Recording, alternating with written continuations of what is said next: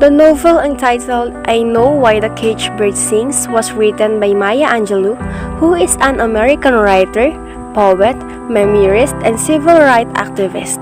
She was able to publish 7 autobiographies, 3 books of essays, several books of poetry, and credited with a list of plays, movies, and television shows spanning over 50 years. She received dozens of awards and more than 50 honorary degrees. Angelou is best known for her series of 7 autobiographies, which focuses on her childhood and early adult experiences. The first is I Know Why the Caged Bird Sings tells of her life up to the age of 17 and brought her international recognitions and acclaims. She was considered as a respected spokesperson for Black people and women, and her works have been considered as defense of Black culture. Her books are centered on themes including racism, identities, families, and travels. Settings in the story. Maya Angelou tells a story upon growing up in 1930s. The events in the story happens in different settings that really gives impact to the characters. Some of the most important setting to begin with is the Stump, Arkansas, where Maya and Bailey used to live after the divorce of their parents. She described this place as Chilton Switch. This small town is the center of Black people segregated from white Americans. Next is St. Louis, Missouri, where there are lots of gamblers, drinkers, and prostitutes. This is where Maya and her brother moved to live with their mother, but she had experienced a very traumatic things in this place. And last is San Francisco, California, the place where they lived with their mother permanently and where they studied. Characters in the story.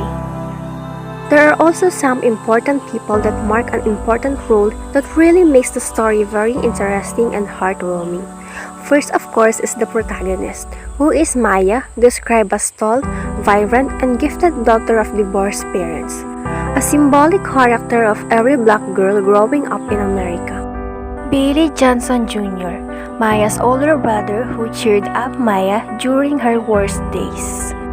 Annie Anderson, also known as Mama, Maya and Bailey's paternal grandmother who took care of them in Stumps, Arkansas. Vivian Baxter, their mother known as Bibi. Maya recognized that her mother abandoned her and Bailey. Bailey Sr., described as their no-account daddy and insensitive towards them. Mr. Freeman, the one who gave nightmares to Maya, a rapist, and the one who abused Maya.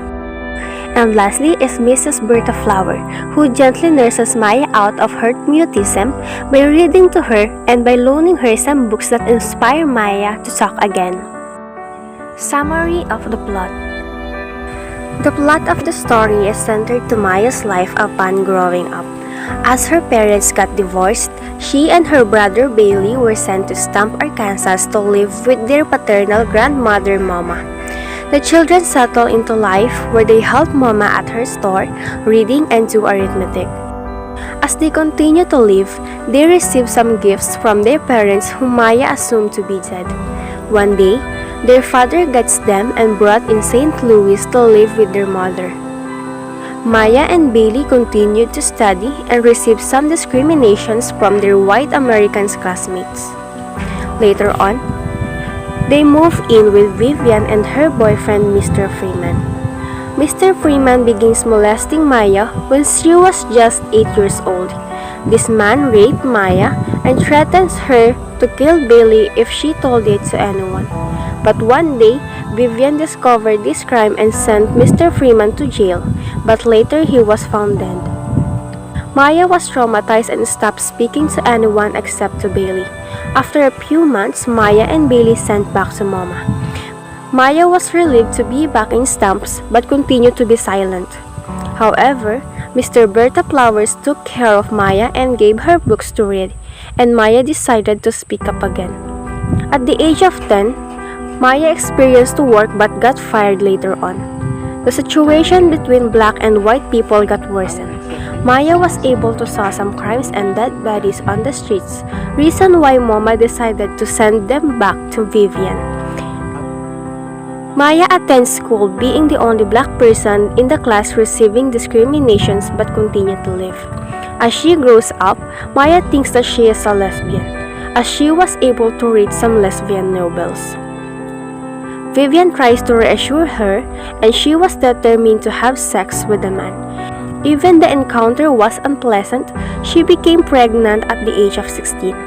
After a boy was born, Vivian reassures Maya that she will be a good mother, and that's how the story ends. Themes of the story. There are numerous themes in the story. First is racism against black people. From the start of the story, the town place where Maya and her younger brother sent was segregated from white people. It only proves that black Americans are not welcome and be integrated in the society. Another theme is identity and sexuality.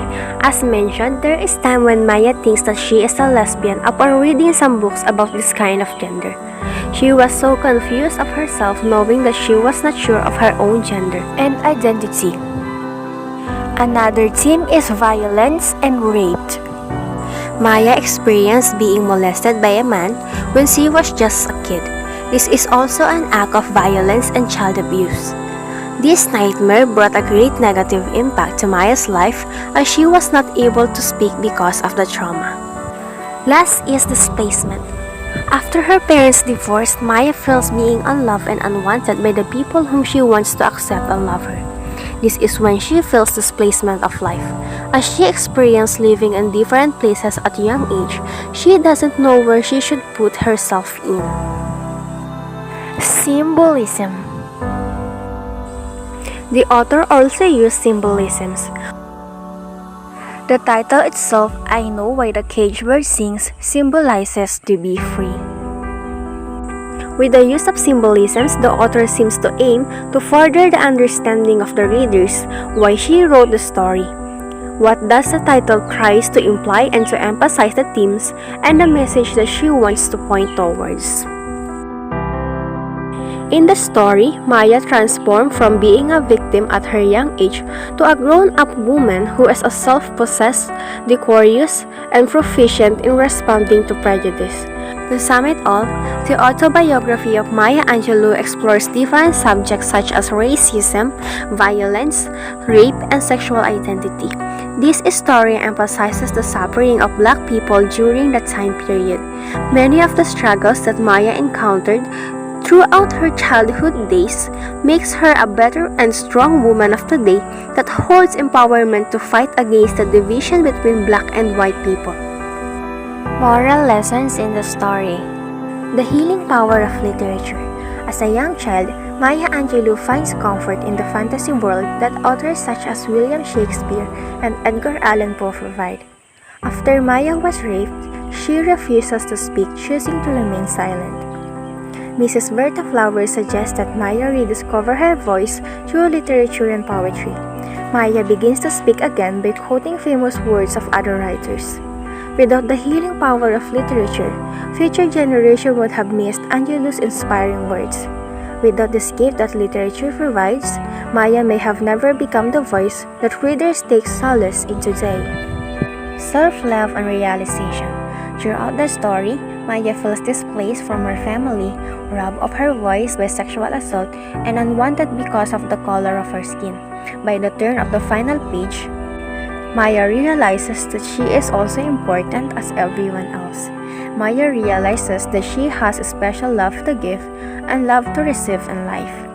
Through Maya Angelou's self-realization as a young woman, readers for generations will come to love themselves for exactly who they are.